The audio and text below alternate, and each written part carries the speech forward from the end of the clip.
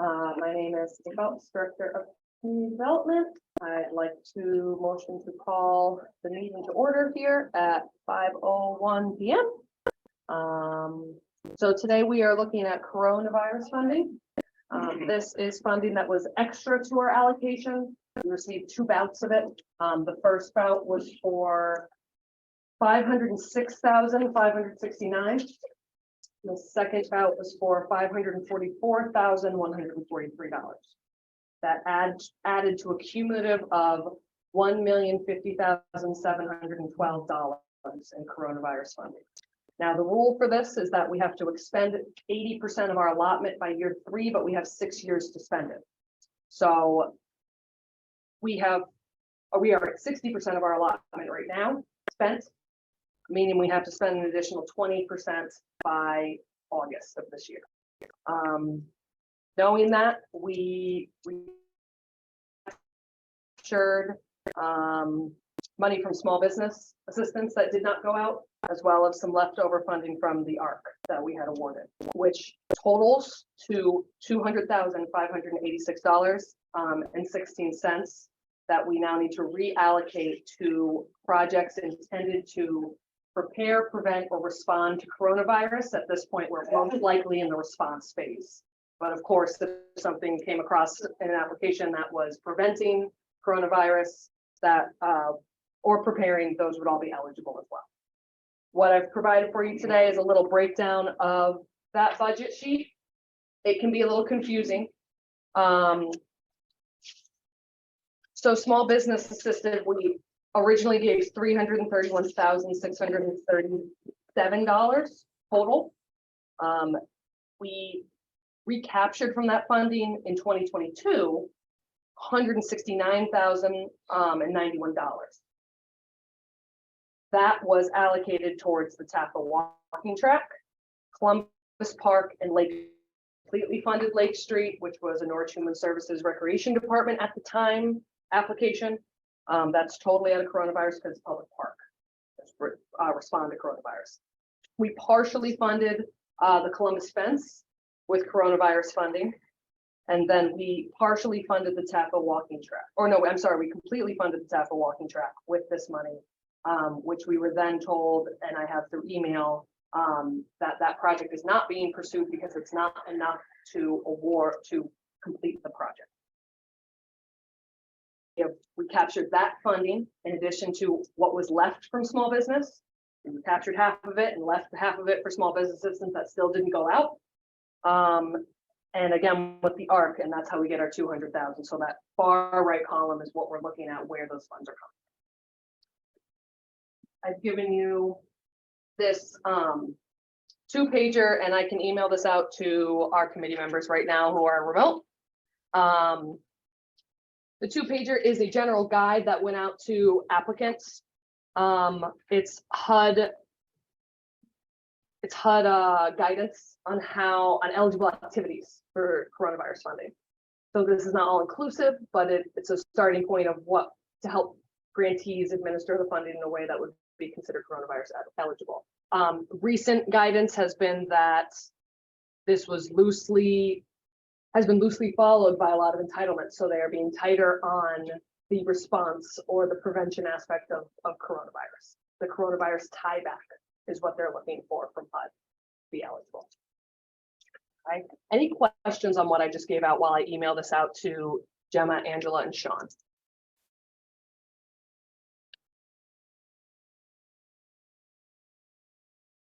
Okay, let me send this out before we call our first applicant so that we're all on the same page. And we will proceed.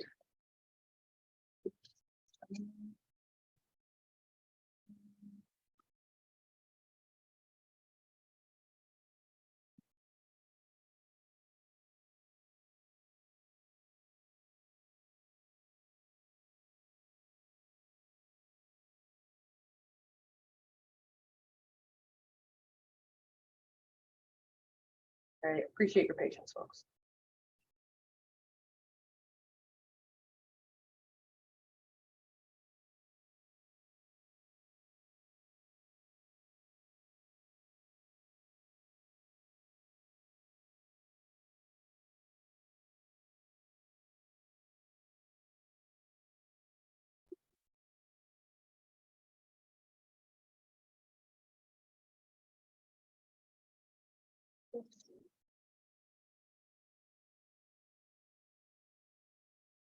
All right. That's coming out now. Last I will turn over to you. Okay, All right. thank you. Appreciate that. So we'll go right down the line on the presentation.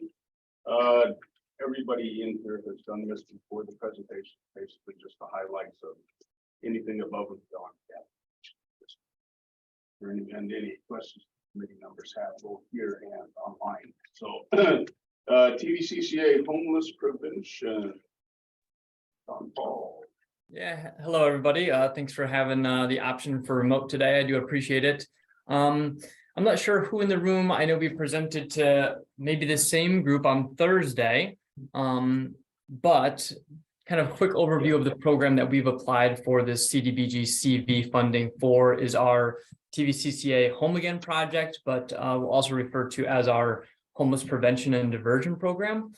And the aim of the program, in short, is just to work with local households throughout southeastern Connecticut.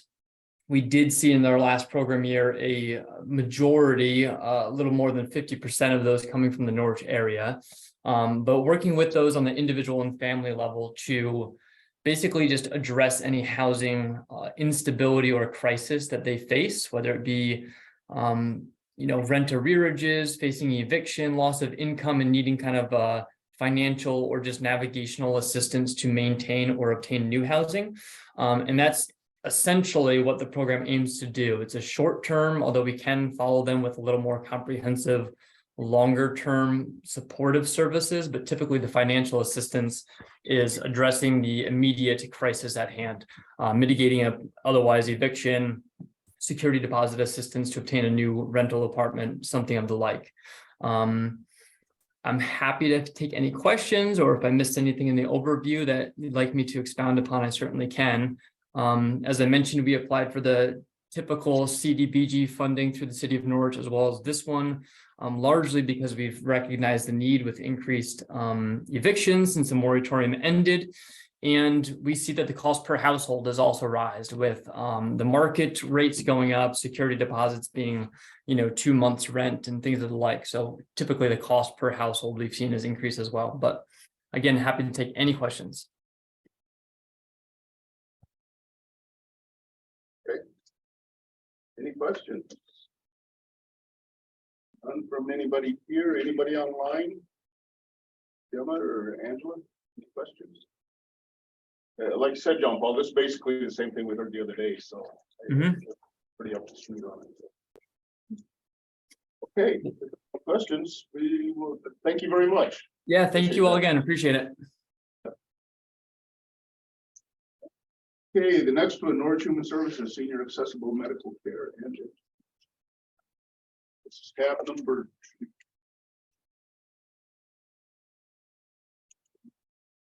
There's 2 of us here, Joe. Okay. My Okay. co-applicant.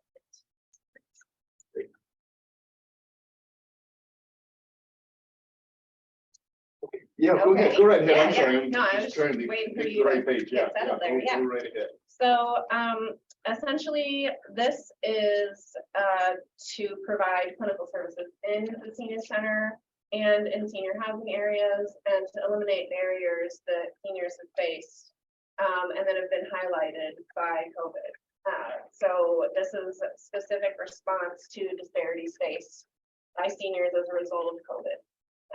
And we have clinical space in the senior center right now, and it's used on a very limited basis. And so this package I've developed with Joe and Hartford Healthcare allows for a community health worker to come in and do preventive services for seniors, referrals, and then in addition to being on site at the senior center, we'll be able to have their mobile health services that are already out in the community, gear their services towards seniors in the way they haven't previously. So in terms of inequity, I think certainly seniors, one of the ARPA funded programs we have by the city council, transportation, because transportation is medical appointments so overwhelming, it's hard to coordinate, and it's the cost is just a barrier that many can't overcome. So that's why we've always provided transportation, but to have it on site, we're transporting people to the senior center and they could experience other services, have more wraparound services, rather than just utilizing us for transportation medical appointments. So I think it allows for more comprehensive service for members of the senior center, period. But it certainly expands the catchment area for Hartford Healthcare. And we were really mindful in developing this as a package deal. So we'll be able to, it's ready to go. They're ready to invoice us for it. We hit the button go and we have that money spent by August. And that'll set us up for 2 years of having a community health worker in the senior center and out in the community. I'd just like to add, yeah, it's Yeah. actually a licensed practical nurse that we're looking to put at the senior center, not a community health worker. So they'll work at the top of their license and they'll actually be able to provide more clinical screenings and education and services, as well as connect with specific institutes and departments within the hospital and with our outpatient network to provide those resources and education for the seniors at the senior center and for those seniors in different community venues throughout the Norwich hospital service area. That's why Jill's here. Okay. Thank you. Okay. Yeah. So do you guys have questions Question. for us? Yeah, I was looking at the salary range in the LP. And it doesn't come up to $150,000. But there's in parentheses at the bottom of the line item says 2 years of LPN, etc. What is etc.? Yeah, so is in terms of the transportation that would be provided, the accessing off-site facilities to making sure supports are in place in terms of administrative oversight, in terms of HR liability, that would all be absorbed in this package I'm purchasing from Hartford Healthcare. So the city wouldn't have to navigate a lot of the clinical side of things that they do for us. Was that a fair answer, Joe? Yes. Okay. So in terms of the et cetera too, if you look at our inputs here. We're down in C4 program continuum. That kind of delineates a little more how the LPN will be administering these health screenings. There'll be IT equipment necessary to support this. Right now, our senior division head, Mike Wolak, does a lot of the admin for the existing podiatrist. And we just don't have the administrative support right now for that. So Hartford Healthcare would help absorb a lot of that as part of the package for purchasing from them.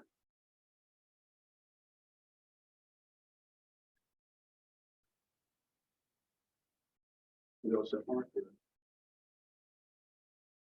Yeah, keep going. Don't let me rush. Yeah. No. This is just a 2-year program?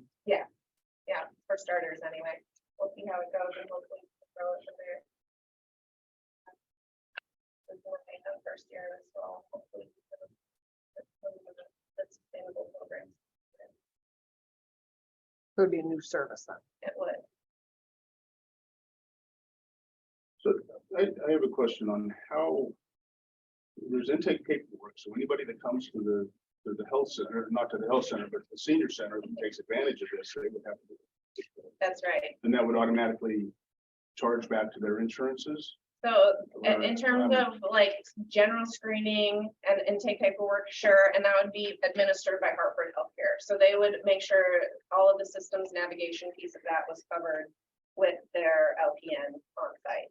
A large majority of what we're aiming to do would be free screenings for the use of educational purposes and to manage chronic conditions. So specifically, we would be connecting directly with the individual's primary care physician if there were any irregular results that came forward, so we could share it in that way. But we're not looking to necessarily charge insurance and add people into an Epic system or our EHR. So for us, it's more of a community benefit aspect where we're educating and providing those screenings to help manage those comorbidities of chronic conditions. Okay, Yeah, I was really concerned because. Yeah, they're not gonna be patients of the senior center. No, The it's part- not going to be patients. We're not We're going to be very putting careful to not people into the medical record. Right, yeah, that was my Yep, so concern. a health Mhm.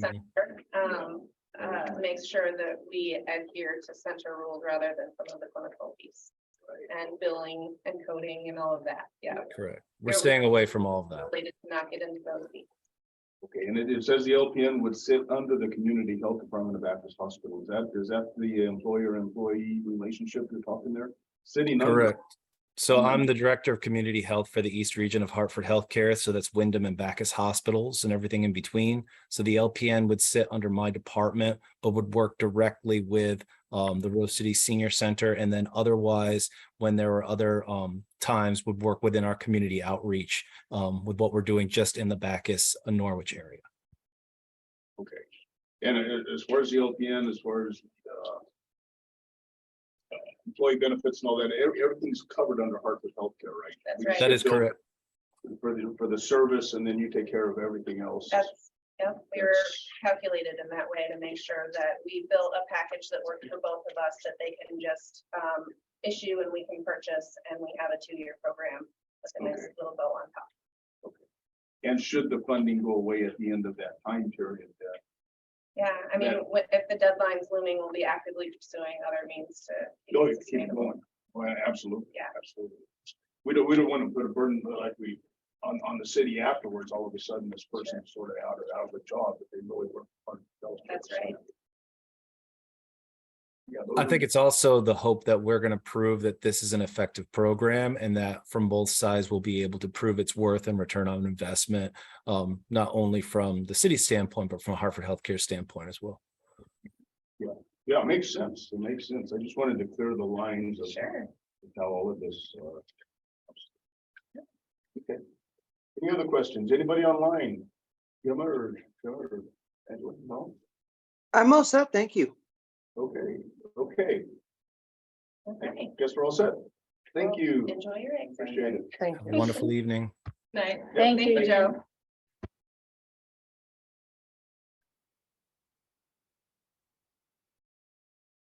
And the next one, Thames River Community Service, young parent. Oh, yes.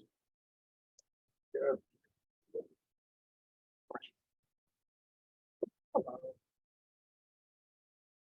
Hi. Okay, go right ahead. All right, so our project name is increased housing stability for young parents post-COVID. One of the things that I want to focus on is services that we provide. And one of the most important things to point out here is that our programs are not fully funded. So we are always looking for funding to continue the great work that we've done. It's management and advocates to bring stability to our population. Our population are individuals and young parents ages 18 to 4. So some of the project goals are to establish individualized intakes and assessments to all participants, to create educational trainings plans for those that are interested in that, to help individuals create career goals, to plan job search based on career goals and education plans. This participants with effective resume preparation, interview skills, and following up with their interviews, and assisting them with other life skills like effective communication and conflict resolution, which all leads to increased housing stability.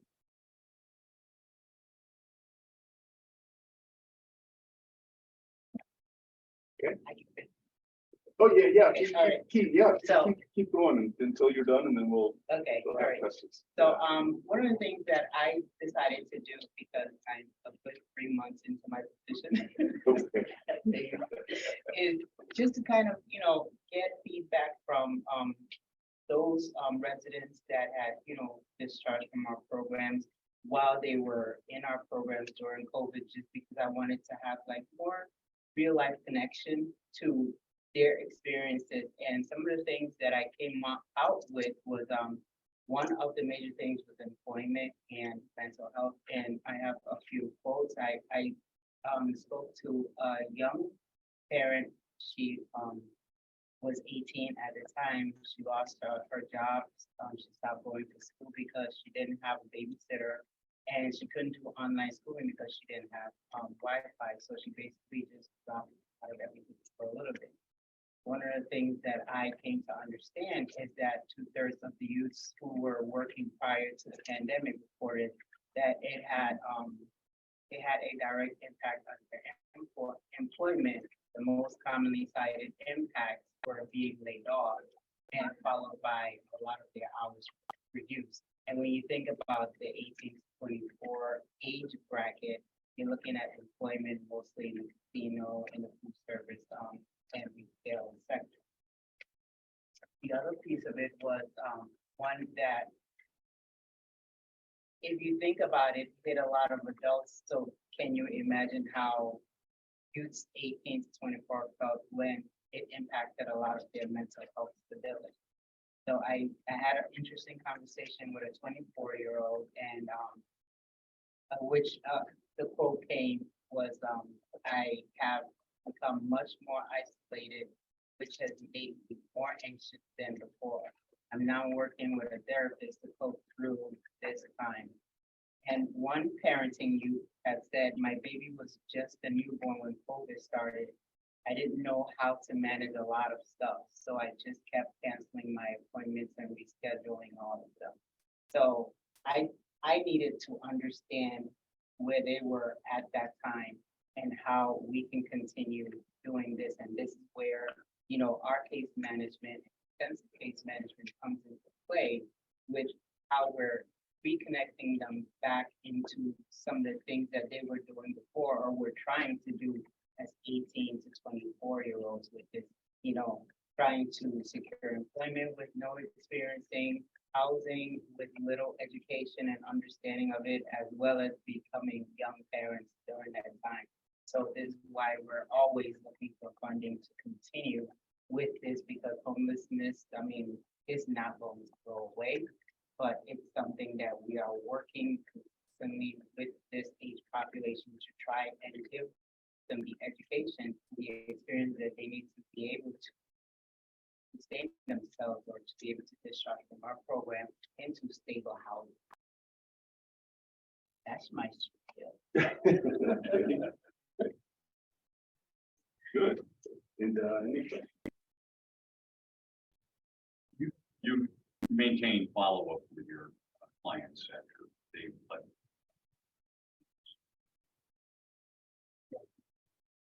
And we also continue, our case managers continue to assist, even though our assist is limited, but they also know that if they ever run into a situation where they could get some kind of guidance from us, and it's something that we can guide, we definitely have those conversations with them.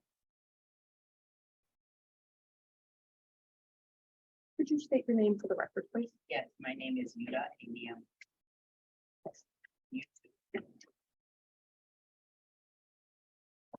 I have a question. In the application, this is for COVID. The application really doesn't tie this. Go ahead, it's your response. It's more post-COVID, so we're tying in this after COVID and what we're continuing to do with the clients that we have, because they were the ones that were directly impacted with the pandemic, and how we can continue to offer and help them, especially given that because of the pandemic, they have sustained some lifelong situations with their mental health and employment. Yeah, I understand the homelessness.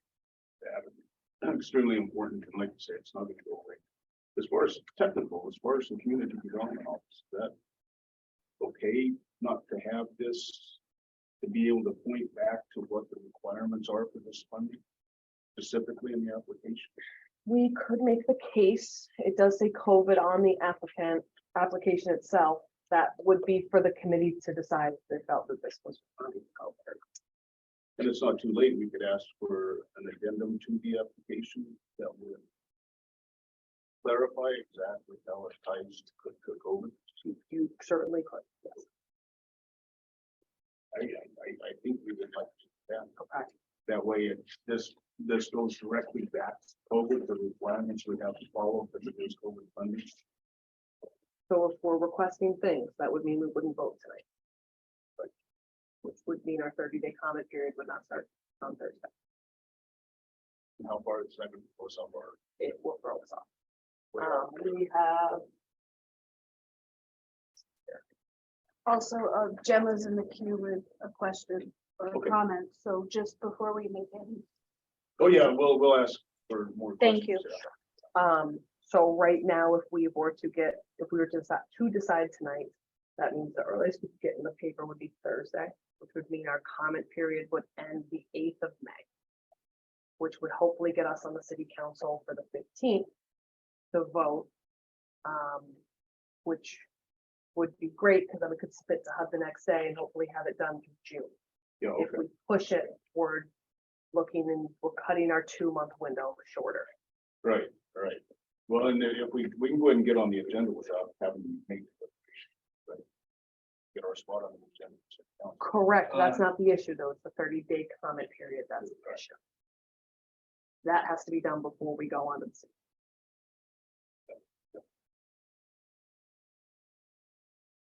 Well, I just don't want to have, down the road. Like I said, it doesn't really tie in. Terrible how we help. Sure, and we would sign contracts, so that could always be fleshed out in a contract if we had to do that. Okay, can we let the minutes reflect that, that's part of the discussion? Sure. That, we'll tie it to COVID through the contracts instead of asking for an addendum to the application. Well, TRFP provides training to the clients to acquire skills at the job market and comply with the first 2 sections of CB. Right, but the application does not point back there on purpose. That's the thing, so the application. Doesn't. Where are you looking? B3. Describe how the program addresses the community. It meets the needs of the community, but TRFP doesn't point directly back to who. That's it. This is all specific. Under the guidelines, so outside of the program. Well, neither did the senior accessible medical care. Didn't point to COVID at all. I think it did. Yeah. I would have to push back on that a little bit. There were the elderly responses, they tied it in their first need was because elderly were disadvantaged by COVID, is where they said that.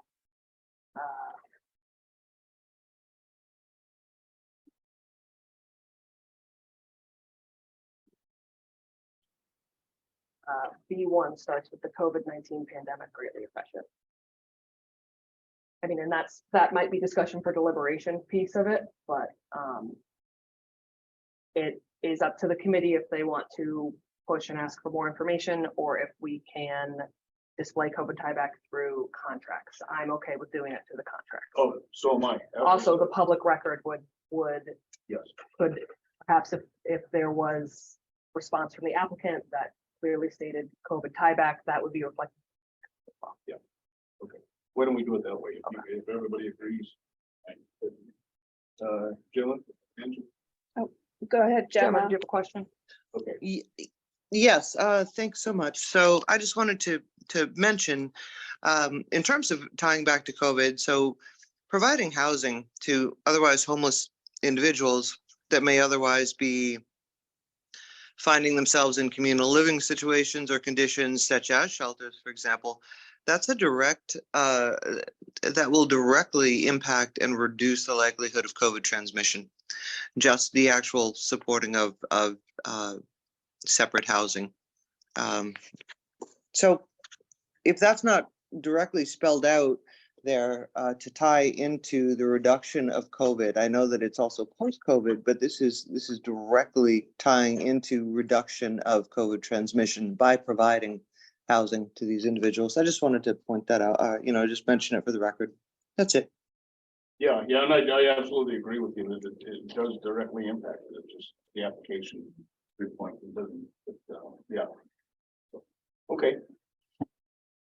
Anything else on this one? Anybody have any other questions or inputs? Okay, we're all set. Thank you very much. Thank Appreciate you it. so much. You guys have a fantastic evening. Yes, you too. Thank you for coming down.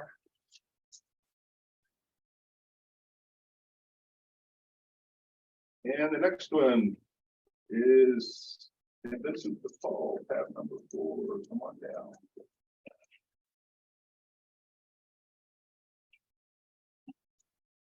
Hello. Hello, Hey. good evening. Good to see you. Good to see you guys. My name is Jillian Corbin and I'm the Executive Director of St. Vincent de Paul Place. And this is Peter Gale, and he's one of our many volunteers at St. Vincent de Paul Place. And we've applied for partial funding to purchase an outdoor freezer cooler with shelving and a pallet jack to move the pallets that we plan to have installed by July of this year. I thought before we started talking about the proposal, it would be a good idea to take a moment just to reflect on what community is. First and foremost, community is not a place, a building, or an organization, nor is it an exchange of information over the internet. Community is both a feeling and a set of relationships among people. Strong communities are critical because they're often an important source of social connection and a same sense of belonging. At St. Vincent de Paul Place, we foster this sense of trust, belonging, safety, and caring for each other. With this trust, we can bring people together to advocate and support each other in the fight to overcome obstacles like food insecurity, lack of affordable housing, access to medical care, and underemployment. Our patrons are from all ages. We do infants to elderly. Since 1979, we have welcomed individuals and families, including a wide variety of families who have added dependent members to their homes. Our patrons include the unemployed, the underemployed, disabled, homeless, veterans, senior citizens, refugees, persons newly released from institutions, and residents of recovery. We see the effects of the economy on every one of the faces that come through St. Vincent de Paul Place. They come worried because they cannot provide reliable food for their families. They come distressed because their rent was raised and they are now displaced without a home.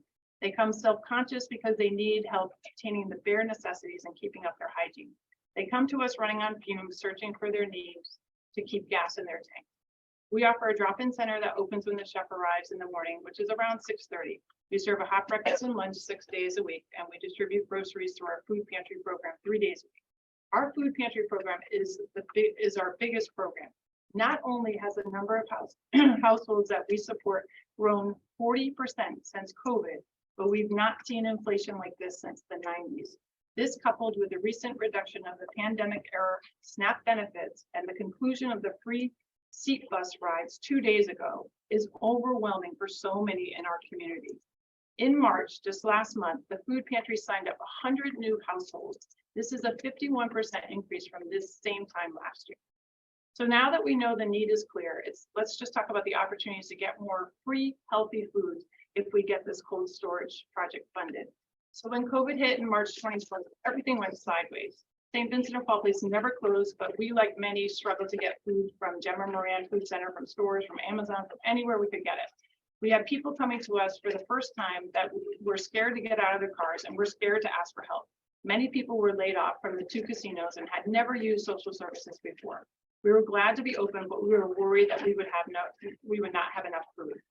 Fast forward to June 2021, when Connecticut Food Bank and Food Share merged to Connecticut Food Share, and we went from picking up 4,000 pounds of food a week in our company trucks to Connecticut Food Share delivering 2,000 pounds of food a week right to our doorstep. As a result, the need for additional storage equipment for fresh produce and frozen proteins like ground beef, chicken, turkey, and fish has increased. Our current cold storage is a piecemeal 28 freezers and refrigerators lining the walls in various locations in our building.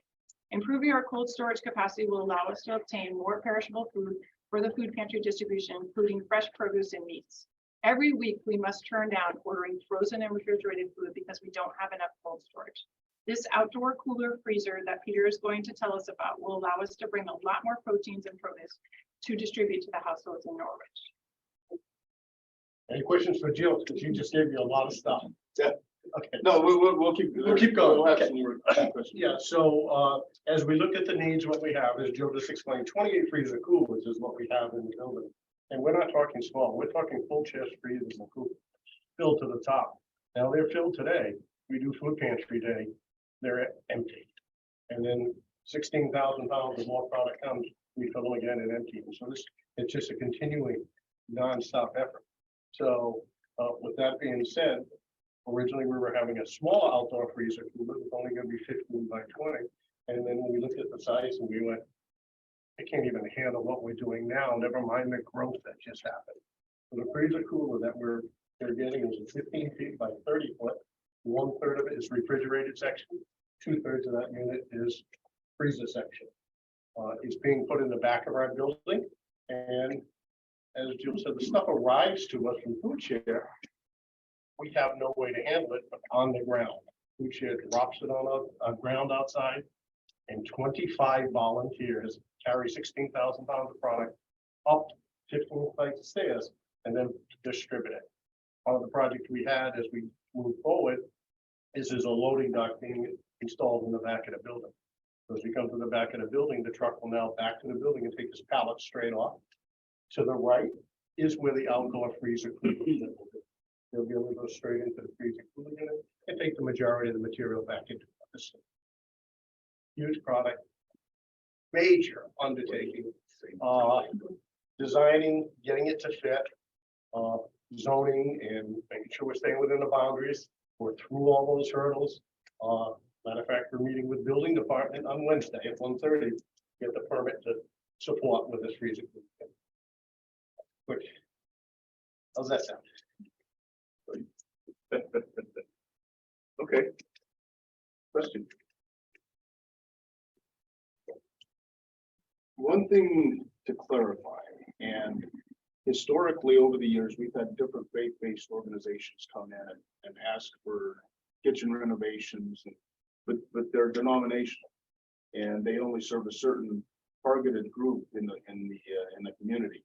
So something like this, we need to establish that the service you provide is non-denominational. Right? Anybody in the community can come in. They're not expected to attend any certain type of services or do any kind of outreach or anything else, right? It's just, okay, I want that on the record. Thank you. Way well said. Okay. I don't have any other questions. Anybody online? Angela or Dylan? No. Anything else? Okay. I think we're all Thanks for set. having us. Thank you. Thank you so much. Appreciate that.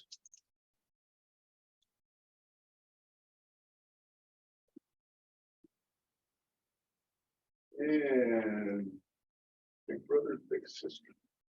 Do you have anybody online? Yep, Ryan Matthews is here. Okay. Hey, everybody, good evening. Apologize, I cannot get down there in person this evening. I have a toddler who needs a bath and book in bed in a little bit. So I appreciate you guys indulging me and letting me zoom in. But yeah, so here to talk about Big Brothers Big Sisters, and I'm particularly excited because any funding provided by obviously CDBG is going to help us to expand an emerging relationship with Norwich Youth and Family and Recreation Services. So I hope you guys had a chance to read Erin Hagan, who's a director of that department for the city of Norwich, had a chance to submit a very compelling letter on our behalf. And all funding is going to be applied to supporting the relationship with Erin and her team and getting more kids access to meaningful one-to-one mentorship opportunities. So I know you all might be familiar generally with Big Brothers Big Sisters, but I'll at least introduce you, hopefully eloquently, in the next few minutes. So we run the state's largest and longest tenured one-to-one mentoring program. We have 4 distinct program models, 2 of which are currently active within the city of Norwich. One is our community-based mentoring model, which is the classic Big Brother, Big Sister mentoring. So it's kids between the ages of 6 and 18 being connected with mentors who are typically from their community And those kids spend on average 6 to 10 hours per month with their volunteer participating in community-based activities that help promote positive youth outcomes. So help those kids do better in school, help those kids have a higher level of social competence, have better relationships at home, achieve more academically, and over the long term, reach their highest potential. The community-based program is undergirded by this theory in one-to-one volunteer mentorship. It's been in operation nationally since 1906, and we've been doing it in all 169 communities across the state since 1966. And it's guided by principles related to child safety. So every single match has a volunteer that's been vetted and screened, that's provided a holistic training process, and has provided ongoing case management support. So maybe, unlike other programs, we're taking the time to not only be sure our mentors are who they say they are, but that those mentors are developing the competencies that our kids need to be able to reach their highest potential. On the family side of things, we are the only program across the state that a parent can self-refer their child to and receive absolutely no cost mentorship. And why we're so excited in Norwich is because we'll be able to deepen our relationship with the city and access kids through their summer programming through the Youth Service Bureau, so Norwich Youth Family and Recreation Services, to develop a stronger pipeline of young people and to be sure that families know that mentorship is available to them if they think it's a right intervention for the young person in their life. Once matched, our mentors and mentees on average spend just shy of 3 years together. So that's 6 to 10 hours of one-to-one support from a volunteer mentor for at least 3 years. Our goal is just to get them to a year in this grant, but on average, they last a lot longer than that, which I think is a testament not only to the resiliency and just amazingness of our volunteers for sticking with their kids for so long, but also an intentional and evidence-based case management model that tries to prevent early match termination and ensure that our youth are reaching their absolute best selves and best outcomes. So with funding provided, we're going to be able to provide 10 mentoring slots to the city of Norwich. Those slots will be filled with young people who are already participating in the programming offered by Norwich Youth and Family and Recreation Services. And those kids would not have access to mentoring in their community otherwise. So we're working with Erin and her staff, whether it be at the Youth Service Bureau or at the Juvenile Review Board, to identify kids most in need of mentoring that we're able to prevent them from doing maybe more risky behaviors in the future. And like I said, really reach their potential. This is also going to help build on our portfolio of programming. So we also have school-based programs at Integrated Day Charter, Mahan Elementary and Veteran School in Norwich, where we connect low-income senior citizens with elementary school classrooms to provide mentorship and academic enrichment to young people. So we're very committed to the City of Roses, and we want to be sure that we want to deepen that connection going forward. And the funding provided by the CDBG will go a long way in helping that happen and helping to expand and strengthen mentoring that's already going on in the community. But only because I can talk about this stuff all day long, I do want to be sure that I give you guys the opportunity to ask any questions that you might have, or to, kind of drill down on any specific things about the application that you might have found confusing, concerning, exciting, what have you. Okay, great. Questions? Comments? Anybody online? Gemma, Angela? Ryan, Sure, you- this is Gemma. I'm sorry, Angela, go ahead. No, please, Gemma, go ahead. Okay, I just had a quick comment or a question, really. I'm just curious, why would you consider providing your services an intervention? Meaning more like theoretically, Gemma, like why do it at all? No, not at all. Oh, No, that's, no. I'm sorry. Let me rephrase that. It was only because you used the specific term intervention. Sure. And so I was just, I guess, drilling down on your use of that term specifically. Totally. That not questioning the program, but the use of that term because it has so many connotations to it. So I was just curious as to, you seem very experienced with this. I'd like to hear your take on it. I love it, Gemma. I appreciate the clarification too, because I would have told you about like the rec basketball team I was coaching when I was 15 years old that helped me develop a strong sense of why youth development is important for, all communities, but especially ours in Norwich. No, I think what really compels us and why I use the term intervention is 1 out of 3 young people across the country are growing up without an access to a one-to-one mentor. So, I'll talk a little bit personally about kind of our theory at Big Brothers Big Sisters, but growing up, I was blessed to grow up in a community where I had access to mentors, whether I was playing baseball or basketball or football or golf, whether I was in school talking to my teachers or guidance counselors, or whether just connecting with members of my family. Grew up in a stable 2-parent middle-class household. I had access to a lot of people that at one time or another that I looked up to. As you guys know, the families in Norwich, as well as families across the state, are incredibly struggling a lot with not only family structure concerns, but also basic need issues that can be distracting from more positive youth development outcomes that I was thankful to benefit from when I was growing up. So 1 out of every 3 kids do not have access to that non-parental adult that I think, and that we think of Big Brothers Big Sisters, can be a change agent in that child's life. But not only, as the evidence suggests, helping to reduce risky behaviors in their life, but by opening doors to a future that a child might not imagine for themselves, as well as the tools to help them get there.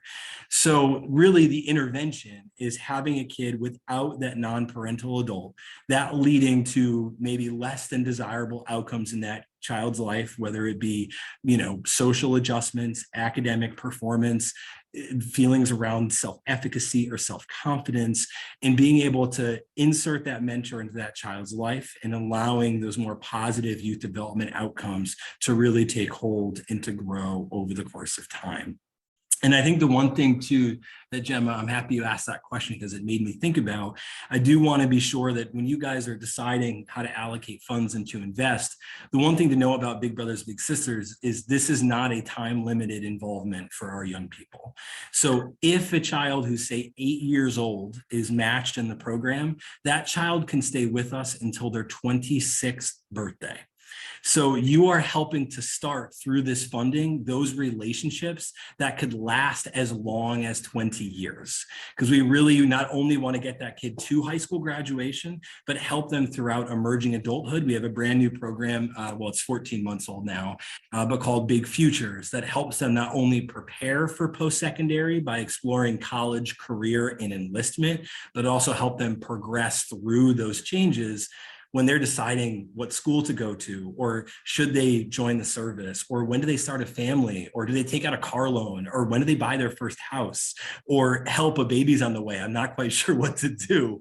All of those challenges we are going to meet as our kids get older. And so the commitment is not just funding for the next 12 months, it's to help these relationships get started so they can pay decades of dividends for those young people that are going to get involved.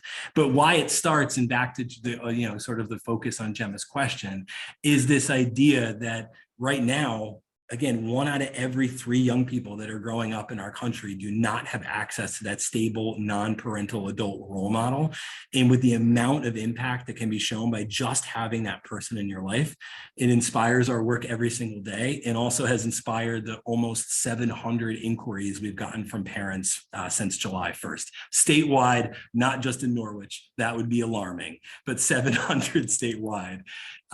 It goes to show you that the program is impactful, and it's one that's, I think, in need in communities across the state. But Gemma, I hope I answered your question. If you want more detail there, I'm obviously more than happy to provide it. No, thank you very much. I really appreciate your in-depth answer. It just gives me a little bit more insight into it. No, and very well spoken. I'm nothing if not verbose, Gemma. I'm nothing if not verbose. One last question. Yeah. And perhaps you grazed on this already, but how would you phrase your direct tie-in into COVID-19 and coronavirus? That is, reducing the impact of it by providing these services. What is that tie-in that you see? It's a really great question and a really thoughtful one. I appreciate you raising it. I think the COVID-19 pandemic has led to and has been well documented, a youth mental health crisis in this country. I think a big part of that was the separation that we experienced in the early stages of lockdown.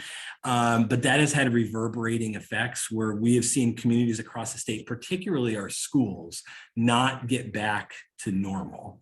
So even though we at Big Brothers Big Sisters responded very quickly with virtual programming across the state of Connecticut that helped keep kids engaged, I don't know. I feel like we've gone through as a country, not just a community, of like, it's going to get back to normal soon, you know, and we've all just kind of been hoping, but we've seen rates of depression, rates of anxiety, rates of social disconnection among our young people continue to proliferate in the last couple years when we've, quote, gotten back to normal.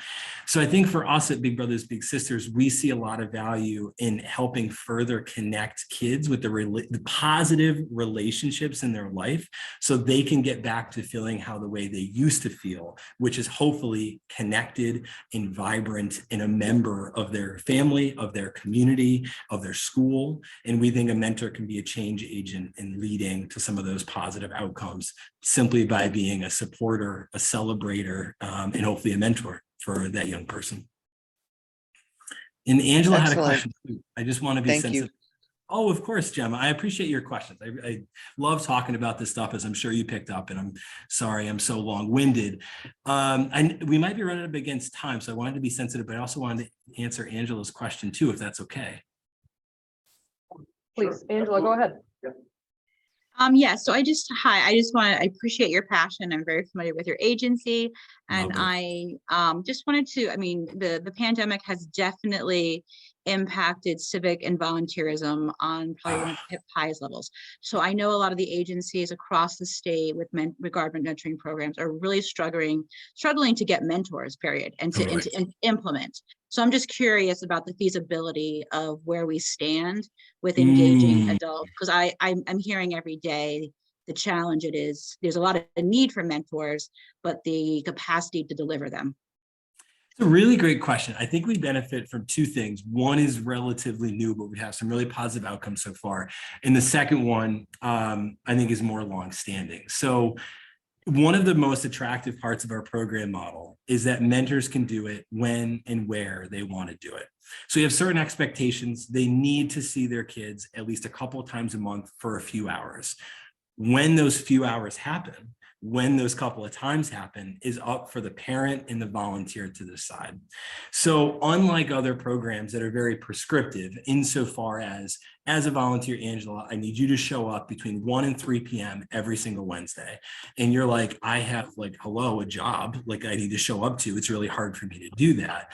Community-based mentoring can happen on the evenings. It can happen on weekends. It can happen on mornings. It happens at a kid's basketball game. It happens on a hike on a Sunday afternoon. It happens for a quick ice cream cone on a Wednesday or Thursday night. It is very adaptable to life circumstances, not just to the volunteer, but also for the child and the family, which I think makes it really attractive in terms of volunteer opportunities.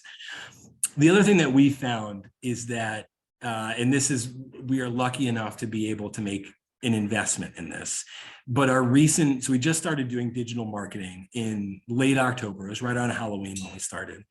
We have targeted specific populations, unsurprising, specifically the minority male populations, because a lot of our kids, 70% non-white, 70% of my volunteers are white. So we're trying to, balance those ratios.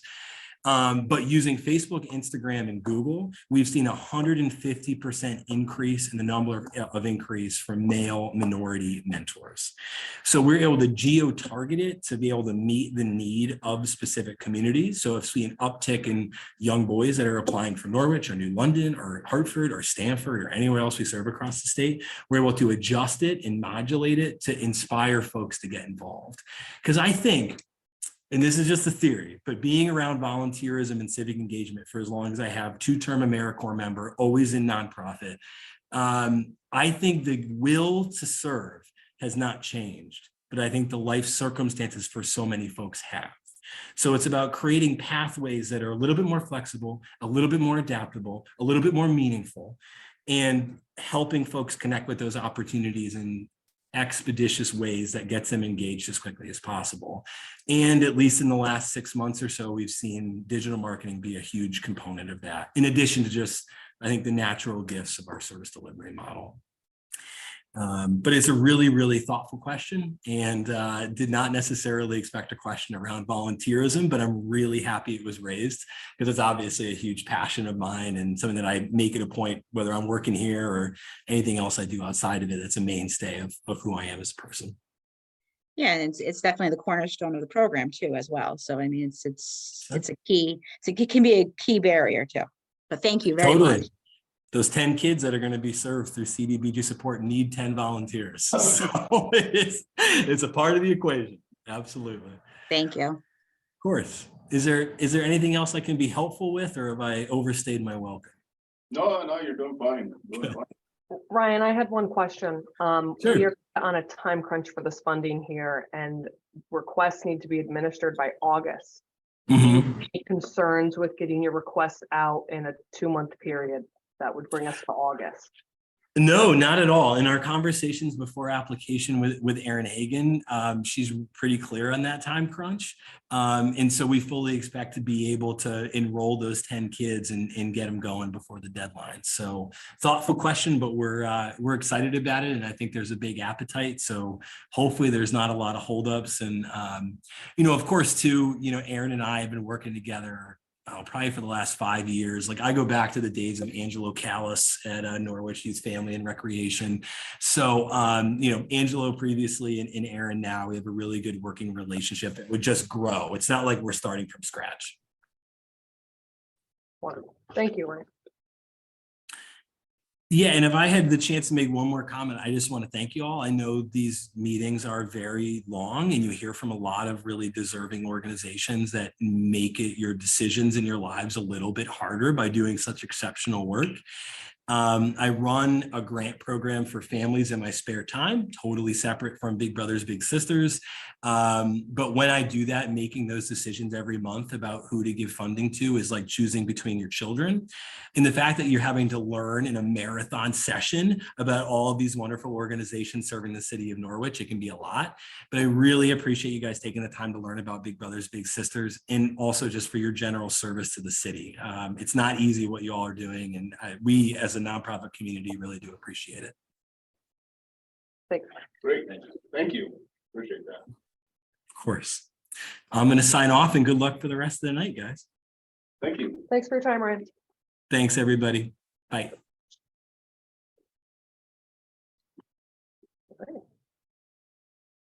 Okay, next one, North Coast Works, capital improvements.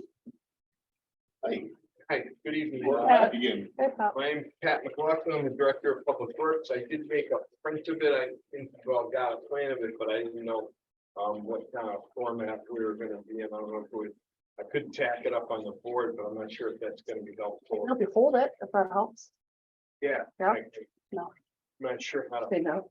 I mean, so what this project entails, and you're probably familiar with it, those of you that have been on the board for a while, because it's been on it was approved previously. Sure. So it's the park over in Taffville. Now we've been working on this park for 6 to 8 years now. It's probably that long ago that we tore the dugouts down. There used to be a ball field there. Now it's got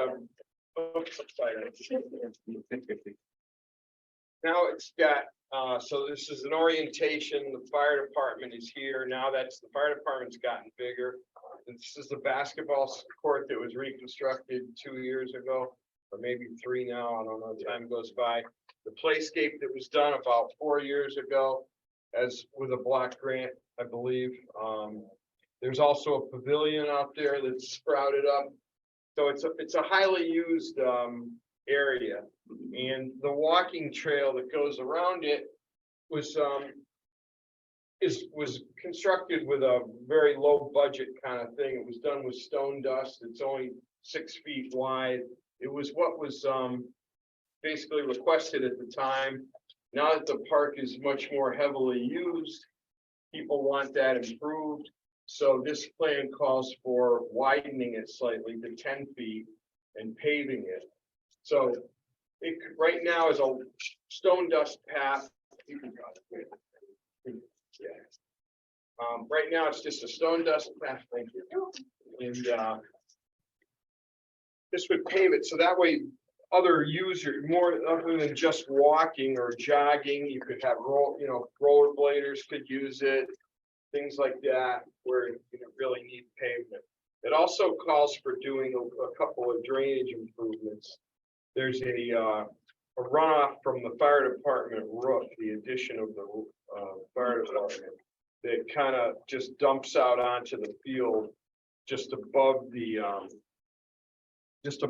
track. So we're gonna pipe that under the track and put a dry well there so that way the water can soak back into the ground better, which it does eventually drain into the ground there. So it's a fairly well drained site. But this will keep it down below the surface so it's not washing out the path all the time. Then there's another area that puddles a little bit over closer to the parking area.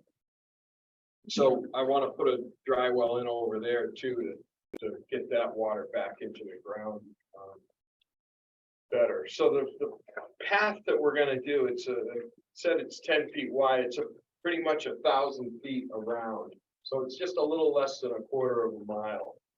And I know the school the gym teacher from the Sacred Heart just called just today, I think, wondering about what was going on with the trail. It's like, are we going to improve it? The walkway, because I had contemplated also just redoing it with stone dust, but that's not quite as permanent, or it doesn't allow for as many other uses. It's like once you pave it, you can, you can rollerblade on it, things like that. So it is heavily used and asset to the area. It's a low income area and it's a fairly dense, the playscape is always being used. And, it allows for parents, maybe their kids are playing on the playscape and they can walk around the track and get some good outdoor, it's an enhancement to outdoor recreational space, which kind of fits in with the post-COVID goals. I am passionate about what I do, but I'm not quite as long-winded. And it's more basic stuff. This is infrastructure enhancement. It's all the money that's requested is going to go toward construction. None of it's going to be used for salaries of any public works employees or anything. How did you come up with the number? I don't mean to jump. Yeah. Are you done? No, I'm done. Okay. How'd you come up with that number? So there's a budget, there's a cost estimate in the application there. Yeah. So, it's just broken down. We have an excavation cost of $9,000.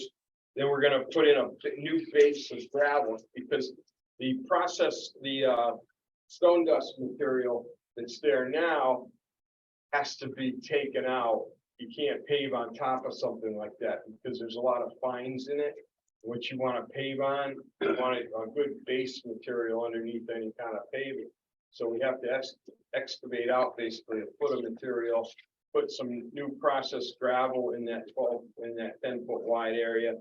That's what the first estimate is for, or then it's $21,000 for the processed gravel, and then $56,000 for bituminous material to do the paving of 3 inches and 2 1.5-inch lifts. And then we've got the drainage work is about $14,000, well, $17,000 including the piping, and then we've got a placeholder in there because there is probably some ledge maybe up in that northern end of the project up close to the fire station. There's exposed rock, so we might have to do a little bit of ledge removal. So and then we added a 10% contingency. It's hard bidding things these days are things have escalated quite a bit, and So we just wanted to make sure we have enough money. I mean, so it's essentially $120,000. I guess if, if funds are tight and we only got 100,000, we could probably do the drainage work in-house. And take care of that with our public works budget and power. But, our total request is 120,000. How did that answer you? Yeah. I just, Yeah. noticed on the application that section G was not in the application, wasn't in the application. And I should have brought the blank copy. Is that the one that asks you if you get portion of the funds, what parts are the highest priorities or no? It's pre-construction issues, investigation, it's all that type of pre-work, pre-planning and all of that. I guess your budget sort of addresses quite a bit of that. You looked at the square footage cost and Yeah, that type of stuff. we're pretty familiar with the site. Like our public works built first trail around there. Yeah, and your cost per square foot on everything, that's that industry standard? if you got Yeah, that, or- pretty much. It's what we're seeing for prices now. The bituminous is so high because it's a hard place to get to. It's not like paving on the roadway. You gotta, it's all. Oh, right, around different the machinery has to. Bringing a triaxle. Yeah, into the field it might be difficult, it's slow because it's not, you're not making production like you do when you're out on the road paving. So that's why the cost for the asphalt is relatively high. They can get $250 a ton. I mean, right now, yeah, you're paying close to like $90 or so a ton to pick it up at the plant. That's what we're going rated now. for The asphalt. price is gonna come down eventually. I don't know, prices don't come Crystal down ball. too quick usually, they go up pretty quick, but they Yeah. don't usually come down much. So, Okay, I was just wondering about that, so. Larry? Question. So. Are you Public Works, are you and your workers, are you doing all of this work or some of it, or you subcontracting? No, we're gonna this out? this would be based on subcontracting it out, All of it? yes. That's what the $120,000 request is. I was saying if we could possibly do some of the drainage work in-house, but, it's all based on bidding. In a project like this, we have about 200,000. Is what our budget is on this whole, this whole group of applications that we've got in, and is this, like a project, if you do a roof, you can't strip the roof off and say, okay, we'll wait a year and put the roof back on. Is this anything that can be phased in, should you not get pretty much the full funding? Not really, no. I mean, you need to, because if you need to do the prep work right before you do it. If you do one season and then you wait a season, it's not gonna be intact still. So it's pretty much all or nothing. Yeah, So well, to like a I said, point, we to a could go point. to the drainage, we could probably Right. do the drainage in-house, but that's probably about. That's the only thing you could do in-house? No, well, technically, if we had the time, Yeah. we could do Yeah, the more of backhoe. it, I mean, we do have a paving machine. well, that might be the one part you want, that, well, you You have wanna to, hire out. yeah. Yeah, because our trucks to haul the material are small, we don't have triaxle. Right. So we do some paving of small streets. But we don't do a lot of paving. Well, I guess because Les pointed it out, we have roughly Yeah, $200,000 and your request is for, Over half of that. and there were other requests for almost all of it.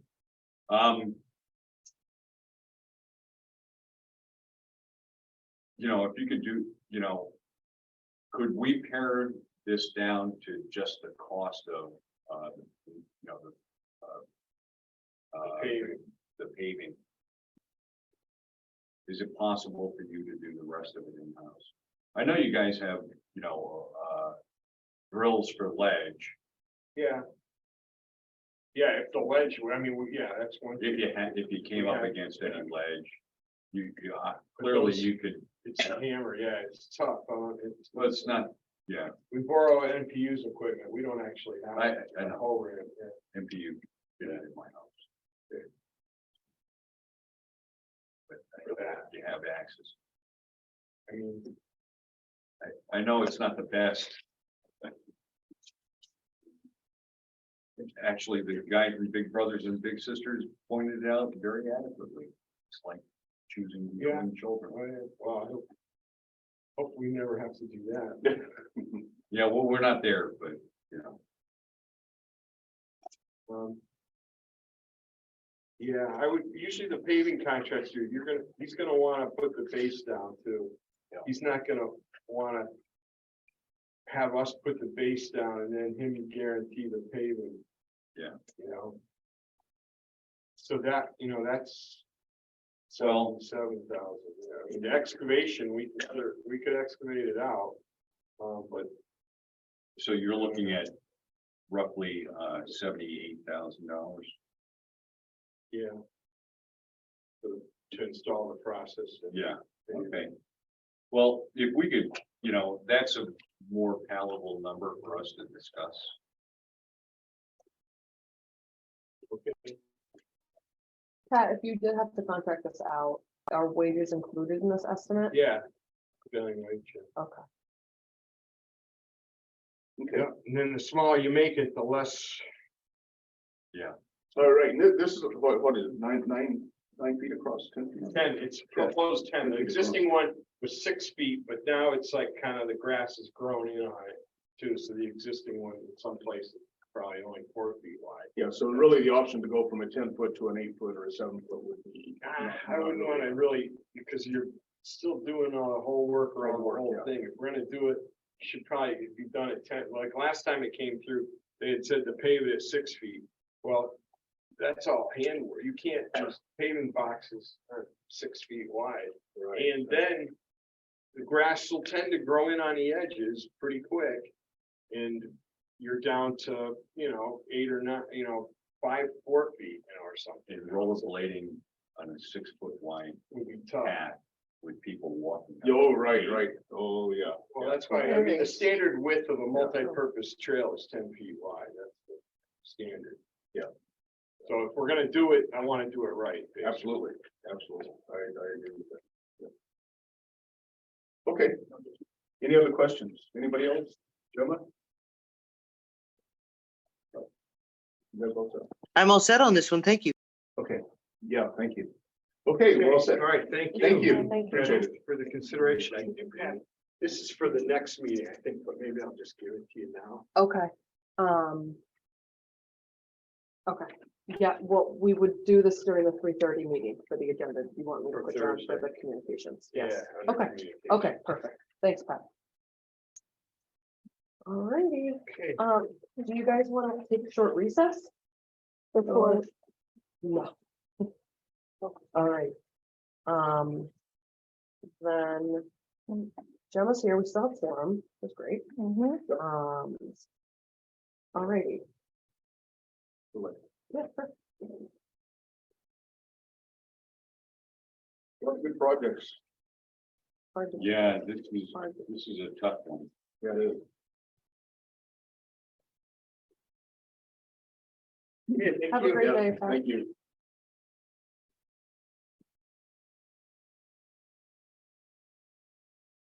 Okay, so going right into deliberations, we have a little over 200,000, 200,586.16. We have requests for 388,385.68. So we've got significant amount that we need to look at, 180,000 basically. From the application. And Jim, while we're talking, don't hesitate to jump in on us whenever you have anything to say. So like we said the other day, we'll look at doing some kind of a grading system, A's and B's and C's. So we can, something like this, we have found out over the years, sometimes it may be easier to ask the question on what would most likely not get funded. Do we have any C's? Yeah, go ahead, Mark. Just by virtue of the dollar amount. I'm grading NHS between that's the senior accessible medical plan. Between a C and a B, I wondered, I wished I had asked, what if we only fund it for 1 year? Again, we come down to, the smaller grant requests are, I've got those at 8.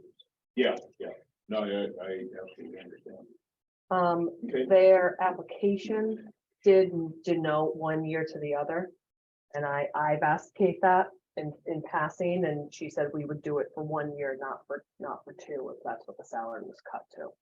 I do want to keep in mind as we're going through this, obviously it's so hard to make this decision, and this is your decision, guys.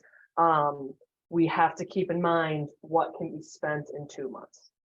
Yeah, And I just want to reiterate that because not everyone was in the room when I said it the first time. oh, well, if they have a 2-year salary, they can't spend.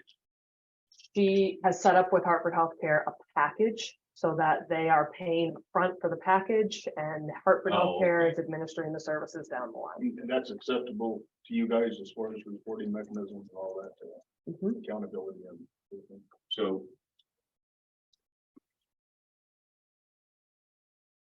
Virtually everything looks like it's shovel ready. For that program. Well, no, not just for that Okay. program, but for St. Vincent de Paul, they're shovel ready. Big Brothers Big Sisters just made the commitment. The walking paths may not be shovel ready. If they have to put out the bid, you would wonder how long that would take. Not to mention, so for context for our committee members here, we're hoping to have an approval, hoping if we make decisions tonight to submit to HUD May 16th. And that would give them 2 weeks to get back with us and say, yep, okay, you're good to go, which would give grantees 2 months to get rid of the funding. Now, heaven forbid HUD take longer than that. We obviously, that's out of our Taking 2 control. months to excavate and prep. It would take a Well, maybe month not. for a Maybe bid. probably not. I'll tell you, right now, it's very, very difficult to get a company to come in and do any kind of work like that in a short amount of time. Well, that's why I was, and that was another reason for asking you what they can do. Right. But then getting the paver, well, pavers have come out in a blink of an eye. If they got a job. Well, a lot of pavers have shut down. Yeah. Over the last couple of years, so there's not that many out there anymore. at There's all. still a few. There's still a few. It's just getting them in to do it. Yeah. So, and so I would. And that almost- might have been another, go ahead, I'm sorry. No, I was just gonna say that may be one that we may want to think about not funding. Yeah. In this round, this is the walking trail. Because it is taking half of our funding, that should we do it? And it's, no, it's definitely needed out there, but they already have the trail that they can still use it. It's just a little bit degraded from what it was. Yeah. So maybe we could revisit that as next year.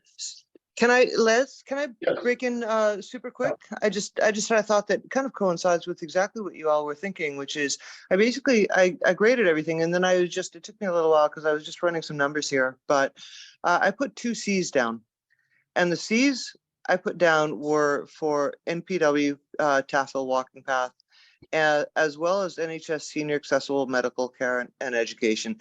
Reason being, because both of those are significant levels of funding request. So I just took them, I wanted to take them out right away. Also, I agree with you with regards to paving versus non-paving for the walking path improvements. Different reasons. So that one, as well as NHS, the NHS Senior Accessible Medical Care. Well, I think it's a good program. I also think that, this is kind of like jumpstarting something that they want to do to also, perhaps ultimately reduce insurance costs because people are being treated better. Now, I don't disagree with that at all. But it's 170,000. And if the max that we have available is 200, You know, that's just a huge chunk. So I guess does anybody know, I mean, can, what if we gave them some? I mean, I'm not adverse to giving them some, but quite frankly, all of the other ones, 20,000, 22, 46, 10, that comes up to 98,000. So what we're looking at is 101 left over, and change, or 102, something like that roughly. And so then basically, could that 102 be divided up between, you know, NHS and NPW? I mean, I guess that's my thought, and then take it away from there, you know, but I don't know if NHS could receive a portion of the funding and still be able to provide the services. I think they're valuable. I absolutely do. I'm just looking at the 170. That's all. Yeah, no, that's great input. I agree.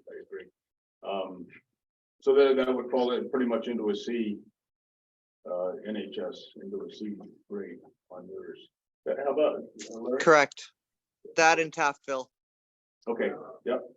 What's this? I think this 170 has to do with the salary of somebody. There's a salary in there, somebody. Yeah, exactly. It's 40, What was the salary? What was the salary? It's right in your. yeah, it's 45 to 68,000 a year. Excuse me. If I recall correct. And Hartford Healthcare is covering the fringe and whatnot. I actually want to disagree with you on no, on that public works and capital, because this is supposed to be for knowledge, right? You know, whatever this stuff's supposed to be for, but this is, I don't think we should cut that out entirely. He said that if we gave them some money, they can kind of maybe be able to spend some of their own money for the department to finish the project. And this is a project for all the knowledge with no salaries involved in it. That's why I don't want to give them 119, but I don't think you should take that whole thing out completely. But that's why I asked him. It's he pretty well said it's either pretty much all or nothing. Because we can't. Or no, he didn't. He said it was. He said they would. They could get by with 78 with the drainage stuff. Yeah. No, Well, yeah. So we can keep that on the table, obviously. Just to go to the prep, which is the fill. They could excavate. They can get all the prep done, but the sub. Well, the base and the base and has to be done by the. That should be farmed out because otherwise we guarantee our own work. Correct, right. Okay. Okay. So 78,000 was what they would live. They could get by with now, but Sydney has a valid point. Can they spend all the money by August. And it might be important to note, this is the third time the subrecipient is requesting this funding because they don't have enough money to do the track. And they sent back money. We've recaptured a chunk of this approved request to now recapture, and they bulked up the application and resent it. Yeah, you remember over the years with Public Works, even you brought up with the sidewalks the other day. You know, the amount. Let me finish. Yeah, the amount of, the cost per square foot, and that's like talking about section G of the application. Do the background, talk to the people, get some hard numbers instead of just say, yeah, that's sort of what we're seeing out there. But actually, that isn't even what NPU said. That's what I suggested when we put this request out. I suggested that it be accompanied by a formal quote and a formal bid of some sort. Yeah, and they chose not to do that, because we are in a time crunch, and to have a bid already there that's a much more accurate representation of what they're looking to do. I asked him about that tonight. This bid is not in yet. No, he hasn't bid any. I asked him that. He was doing the work, or this was out to bid. He says it's out to bid. I thought it was not. He said he would put it out to bid. So it's not out. It's not out to bid. No. Yeah, So one option then may be to not fund Taftville at all, with basically the statement of in the future, due to recoupment of funds 3 times over, And perhaps in the future, what we require really to help us, help you secure funding is the accompaniment of bids. You need at least like 3 bids. That would be pretty typical. That's not so difficult. And particularly if they're going to be contracting this out, which I suspect they probably would. It's not going to be forced account. It's not going to be in-house labor. So if they're going to be contracting out, minimum 3 bids. Otherwise, you're just not going to take this application. Plus, you also need a start date. You need to know, when they're going to be doing it, and you also need monthly progress reports, or, whatever you see fit, Sydney, considering you're the one that's going to be managing and running this program. And so if we did that, then we'd have about 101 to be able to fund the Hartford Healthcare program, instead of 170, but at least they would get, a sizable chunk, and everybody else, I rated them as A. I mean, I would agree with you all. They're good applications, and it looks like they're ready to go as well too. So my 2 cents. Okay, no, great. Okay, so do we want to put Norwich Public Works as a C then? And I think that's, Not hey. you want to do it, okay, you want to keep it as E? Yes. Okay. B. I don't think we should cut that completely out. If that was the case, what she said regarding the bids. Listen, I don't argue the bids should have been in tonight, okay? But Sydney never, they had a requirement. Well, Yeah, no, she- when she put up the application, she said, Well, how come? recommend bringing a bid in with the application. She told them that. Why didn't you take the application? St. out Vincent de tonight? Paul came in with absolutely to the penny. I could have, That probably would have been better for us. sure, I do apologize for that. It's up, I mean, I wanted to give you the full options of what you had in front of you, especially considering we were recapturing that. I thought it would be interesting of the committee to know that they were coming back with another ask for future determinations as well. I will admit, I might have overlooked it myself, and that's probably why it got in here, but I figured you guys would prefer more information. Oh, yeah, absolutely. And then you'll find on this committee, a lot of times that the different organizations work with the staff and they give them recommendations. And a lot of times those organizations choose not to follow all of the recommendations. And then it's up to us to determine if that's good or bad. I don't know how we got these figures without a bid. Maybe he spoke to somebody Well, already. like you said, that's what we're Industry seeing sort of out there. Yeah, industry yeah. standards. So he knows, being a public works director, he knows what's going Well, on. that's how did they do What I'm saying, $300 a square foot for sidewalks? Yeah, being a Norwich, this is Norwich thing. This is a Norwich thing. We Okay, know all in that all. the sidewalks were different. We asked for as much as we thought we could ask for. Oh, right. And we just kind of, that's what we did. Yes. And when the math works out at $300 a square foot. But they're not doing their homework. Yeah. That's. He's close Which I know they've about been the, told that. I know about the laptop at the plants up here. He's close with the $90 a ton. Oh, yeah. I know what that's going for. I Yeah. know a lot of contractors doing driveways right now and stuff, so he's almost at that. It was totally ridiculous to do. blacktop. Oh, yeah.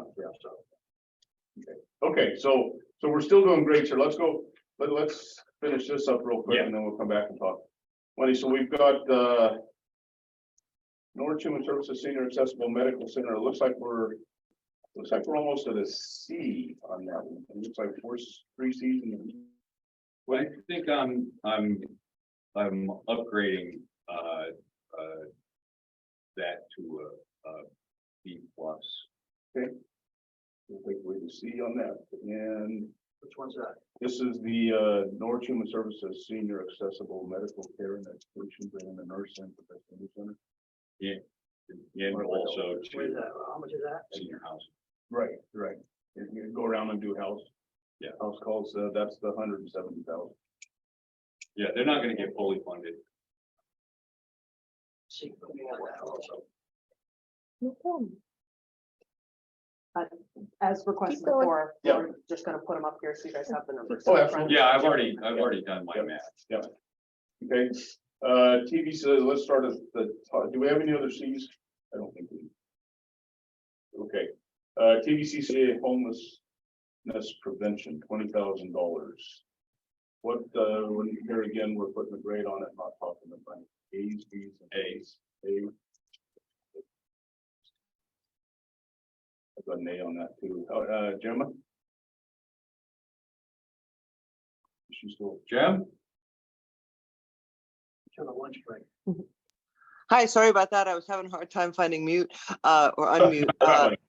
Yeah, so basically I'll just lay it out there. I have A's for absolutely everything except for the two high funded or high request applications. I've changed mine from C to B for the second one that you just changed yours to. So I agree with you on a B, and with the tap bill, I mean, I'll just wait and see. I'm a C right now. But all my other ones I've rated it at A. Okay, Did that make sense? yes, okay, so you've got an A. Could you repeat that? Homeless, yeah, verbatim. Sorry. Okay, so TVCCA homelessness prevention is an A. Everybody agree with that? Yeah, that's four, Okay. 4 A's. Norwich Human Services is CNE Thames River Community Service Young Parents Program. Was an A by Gemma. I would put an A A. on that. Mark is an A, Larry. Which one is that? The Thames River Community Service. Was that 22,000? Yep. 22,275. I'll do an A on that. Okay. And St. Vincent de Paul, the place. I'm an A on that. Storage and Mark's an A, Larry. A. Gemma? She said A. A, Yep, that's A. right. Absolutely, A. I'll do an A, yeah, because that is, they turn food away when a lot of people are, a grocery store has extra food, they bring it over and they say we can't take. Yeah. There's many places where they could really take advantage of that. And what did they say? 48 separate units already in the building, just. little- Yeah, just Think of their electric refrigerators. Think of their electric. I know. Holy cow. That would. Okay. Just one comment on that. Why It I also did can up be the- spent immediately, I would suspect, too. What was that? It could be spent immediately, she said. Oh, yeah. Yeah, Expecting, it's yes. shovel ready. That woman, that was a woman in the man that was sitting there. Correct. right? I see them at the city council meetings all the time asking for money. Yeah. And I believe they were up there asking for money for this, and I'm not gonna guarantee that I heard that a couple of weeks ago or whatever. but It's in the I know that application it's and it's partially I ARPA know it's funded. taking place. Well, if you look at the budget on this, they're only asking for not even a large portion of what the total cost. 30%. Yeah, they have to build a loading dock. You're right, they have to. Which stack they're all money. doing in-house 26 is for for that. the pool. They have to stack money to put projects like this together, because nobody can fund the whole thing. Right. Okay. Okay, so that'll be an A, Big Brothers Big Sisters. I've got an A, okay, Larry? A. Gemma? A. And me, A. Okay, so we put. Big Brother, we got numbers up there, Big Brothers and Big Sisters, you've got, what's number? What's St. Vincent de Paul? I can't, Get rid of that, the subtotal. Of all the, Get rid get of, rid of the 388, because can't use 388. Just delete that line. I'm not gonna delete it because it deletes Oh, the okay, so formula, TV so I'll hide it. Okay. This is what T- we have, this is what we're over. Hold- Sorry, I don't, Yeah. Gemma can't see the screen yet, so Okay. let me, Okay. That's okay, I'm running my own numbers. And you're running this because. do one Excel sheet on the screen, please.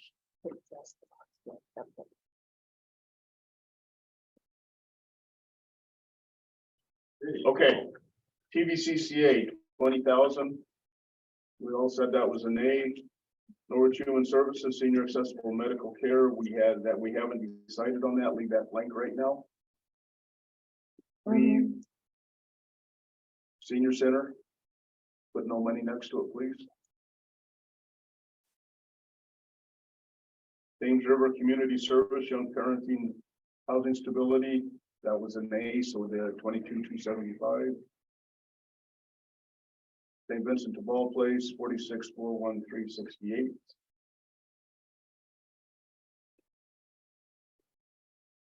Big Brothers Big Sisters, 10,000.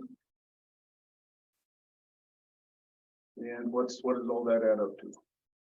That adds up to, should add up to 98,688. Okay, and we 6. have, okay. And we said more of the Tapville walking path is a C, so that won't have, you put a 0 next to that. And the only thing left is the senior center, and how much we have left? We should have 101,897.48. 898, yep. Okay, does that cover us? How does that look? Yep. For discussion.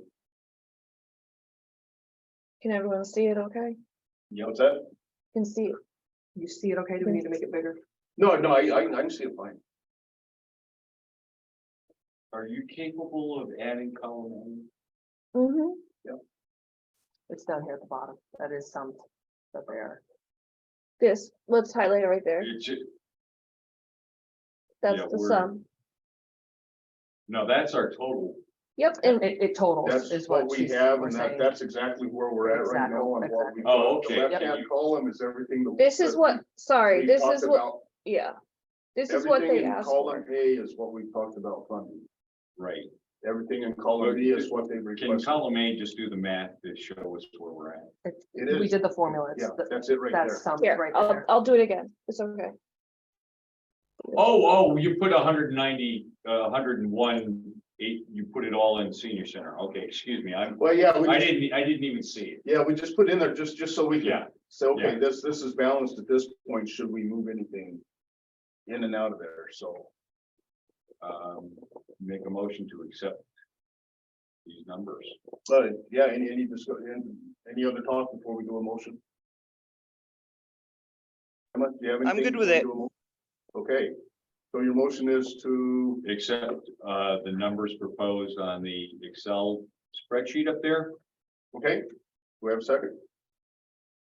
Do we have a Second that.